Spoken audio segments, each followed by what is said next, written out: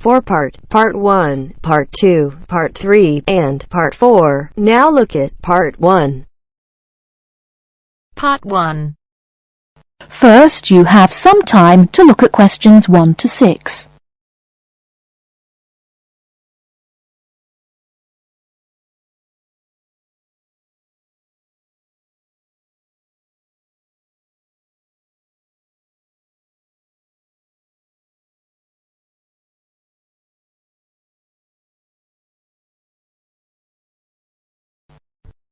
Listen carefully and answer questions 1 to 6. Good morning, Santon Sports Club. Oh, hello. I spoke to one of your colleagues last week about becoming a member of your club, and I'd like to go ahead and join. If I can do it over the phone. Absolutely. I'll start by taking a few details, if I may. Of course. What's your name? It's Alex Coos. Can you spell your surname? It's C-O-O-Z-E. Lovely, I've got that. And are you a student or in employment? Employed. Thank you. And can I ask, what's your job? I'm a doctor. Right, thanks. Now, we don't need to get your full address at this stage, but could I just take your postcode? If I can remember it. I've only just moved. Oh, yes, it's GT1. Right. And then 2BN. Is that VN? No, BN. Sorry. Now, one last question in this section. Can I just ask how you heard about us? Was it from a friend? Actually, I read about the club in a newspaper. That's fine. Thank you very much.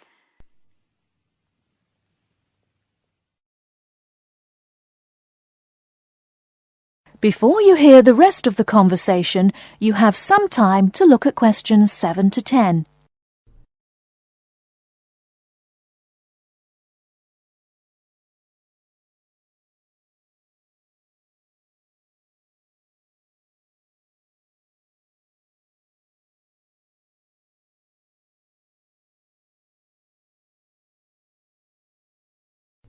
Now listen and answer questions 7 to 10.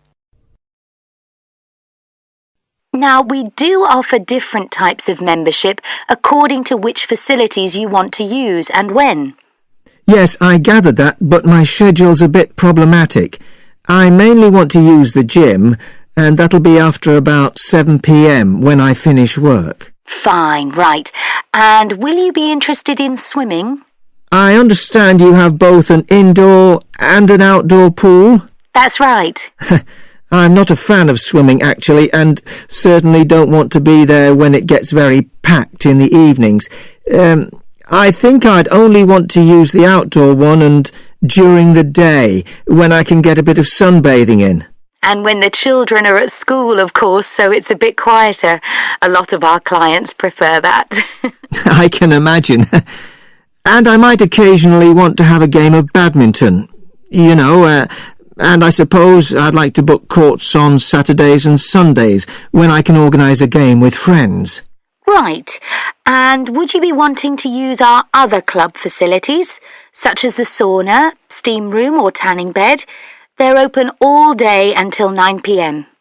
Well, I think I'd only want to use the steam room, and probably after I've been doing heavy exercise. So, shall I put that down as evenings? Sorry, no, I'd probably only use it on Saturdays, and the occasional Sunday, when I have more time to relax.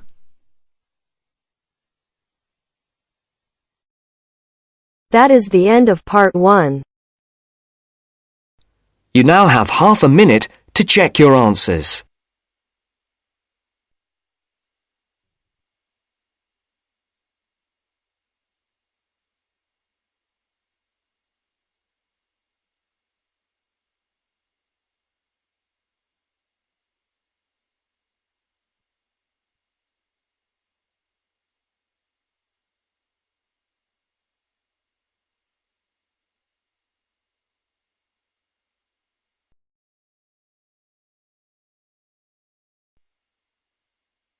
Now turns to Part 2. Part 2. You will hear a lecture on deep-sea exploration. First, look at questions 11 to 14.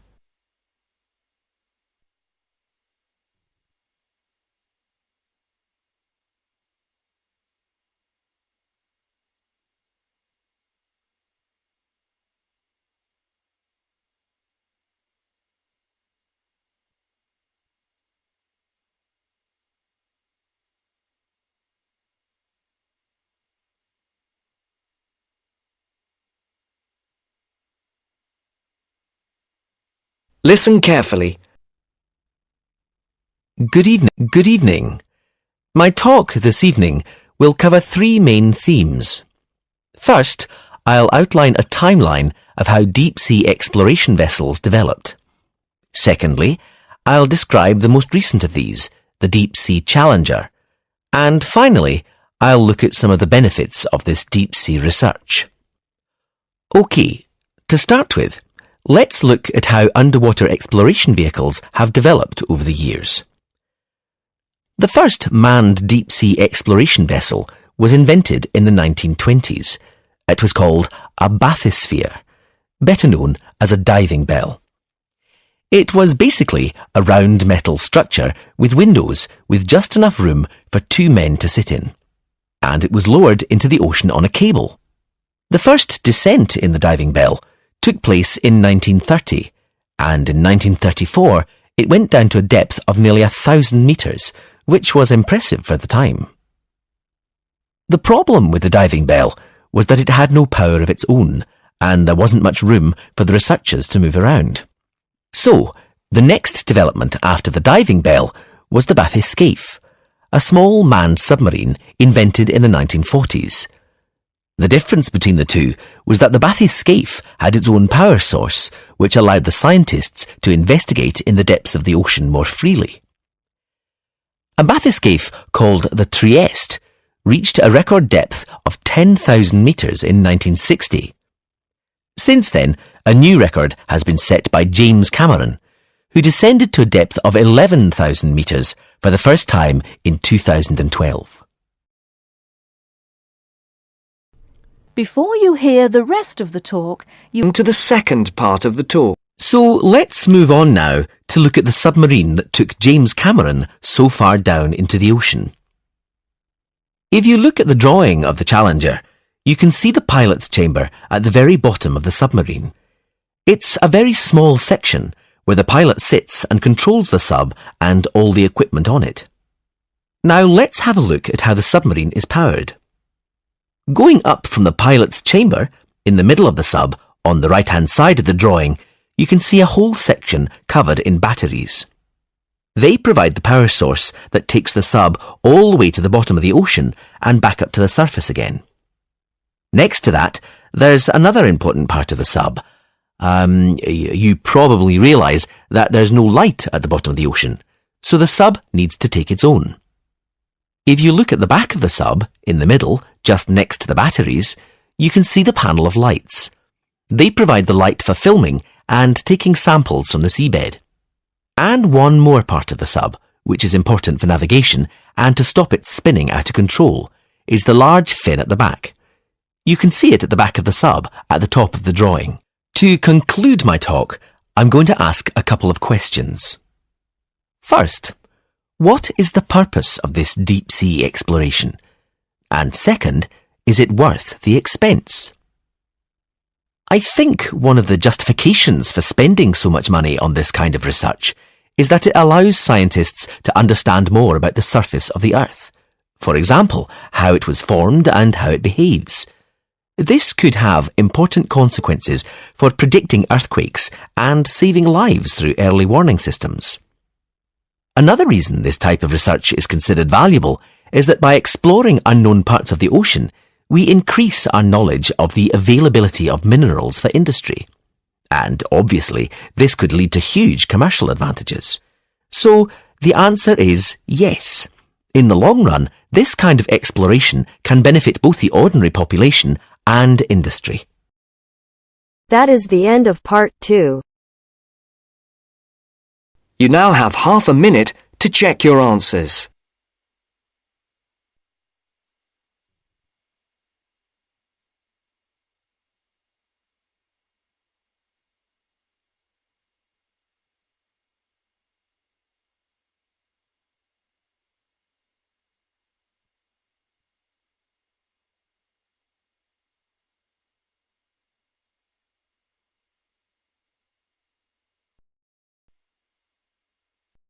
Now turns to Part 3. Part 3. You will hear two students, called Richard and Shirley, discussing the information they have collected so far for a group project. First, you have some time to look at questions 21 to 26.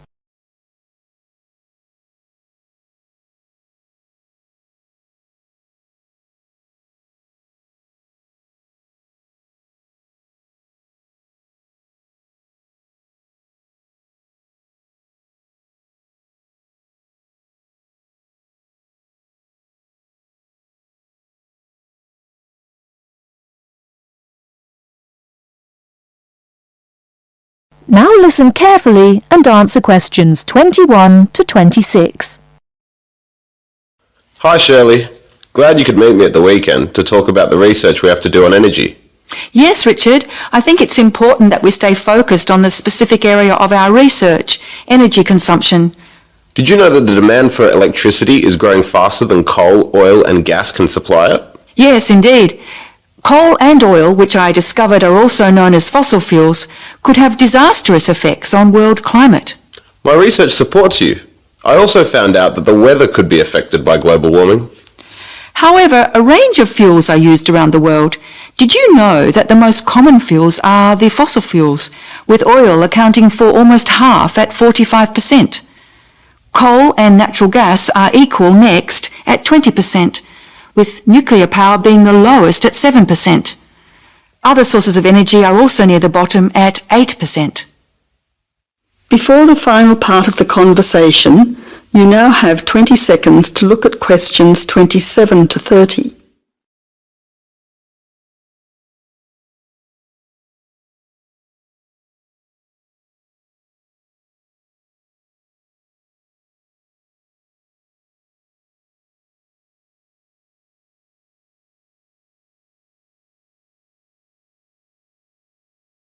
Now answer questions 27 to 30. That information will be useful when we look at the different energy sources in detail. We also need to look at the pros and cons of each type of energy. We've already said that fossil fuels increase the world's temperature, but we also need to mention the most serious issue, that these three types of fuel are finite, meaning they will not last forever. Another major disadvantage is that by burning coal and oil in particular, chemicals are released into the atmosphere, which combine with water to fall back to Earth and damage both plant and animal life. That really sounds useful. If you focus on coal, oil and gas, I'll look into nuclear power. It is common knowledge that nuclear power stations create radioactive waste, but I'm particularly interested in how this unwanted waste product is dealt with safely. I'll also need to look at the effects on people living near these power stations. Yes, I think all those areas need exploring. Do you think I should also look into renewable energy sources, such as wind and sun, energy that never runs out? Don't you think it's an important area to consider? Yes, but I don't think I'll have enough time to look at it in enough detail. I also agree that we have enough to focus on until our next group meeting. So to finish, you could find some information on the advantages of fossil fuels, and I'll give you the facts that I have already on coal, oil and gas. We don't need to look into other energy sources because I'll get more details on the nuclear industry. That's great. See you in 2 weeks' time. That is the end of Part 3. You now have half a minute to check your answers.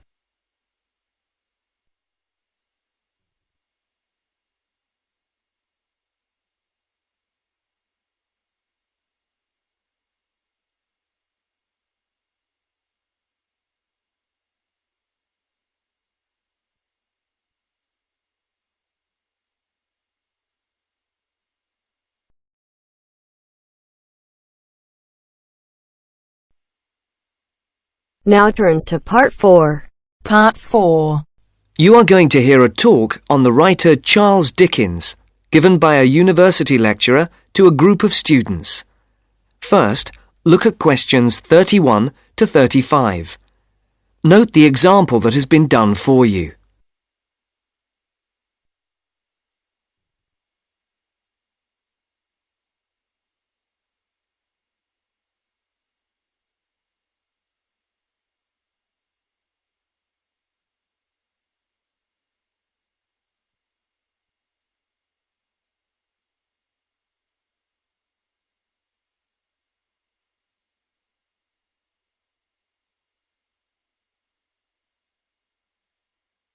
As you listen to the first part of the talk, tick the appropriate box for questions 31 to 35.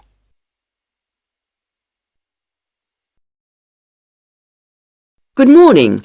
My name is Professor Sarah Lennon, and I'm here today to talk to you about the works of one of the greatest writers in the English language, Charles Dickens.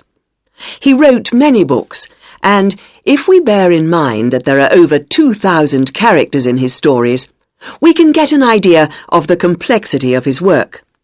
I've selected one novel from your reading list that I would like to talk about to illustrate his genius, namely Dombey and Son. But before we look at this work in earnest, I thought it might be a good idea to have a quick look at his life, and also at a few of the major events that happened during his lifetime, so that we can try to put his writing into perspective. Dickens was born on the 7th of February 1812, at the time when his father was working in Portsmouth Dockyard. His father was transferred to London in 1814.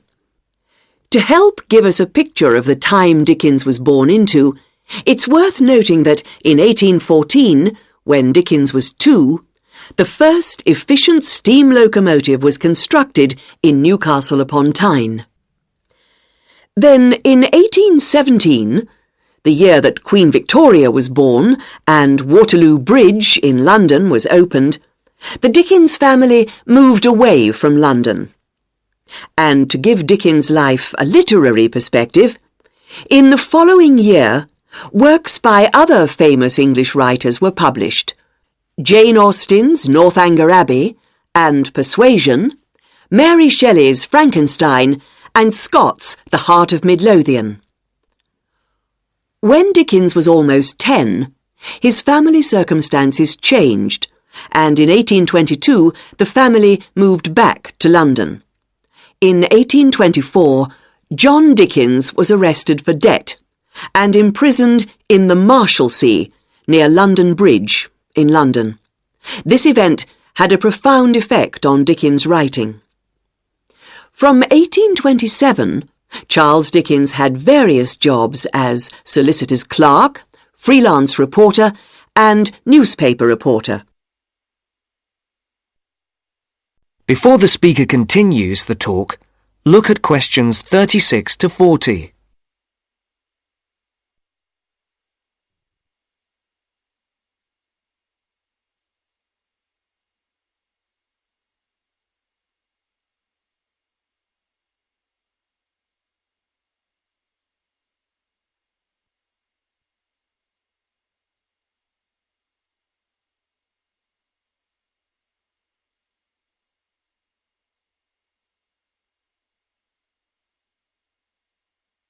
As you listen to the second part of the talk, answer the questions.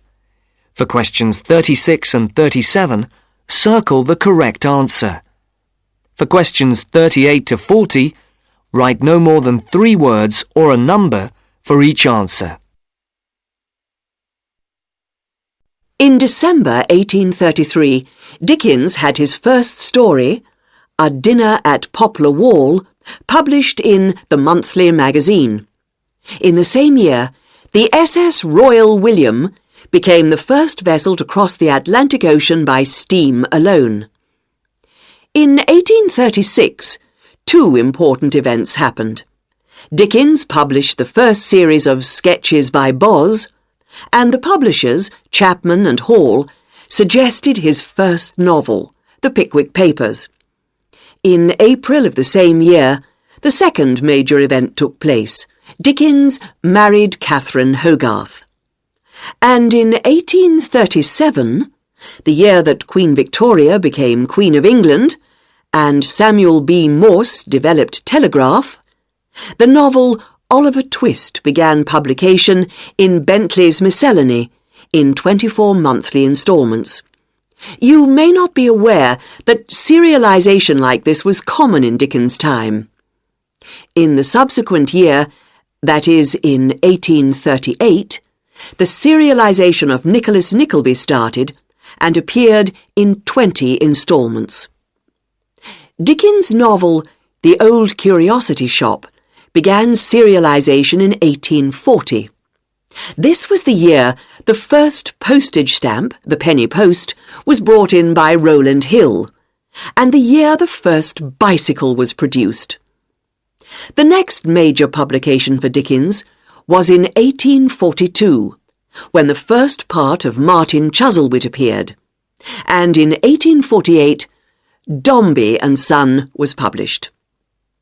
Now, do you have any questions before we go on to look at this work in some depth? No? That is the end of part 4. You now have half a minute to check your answers.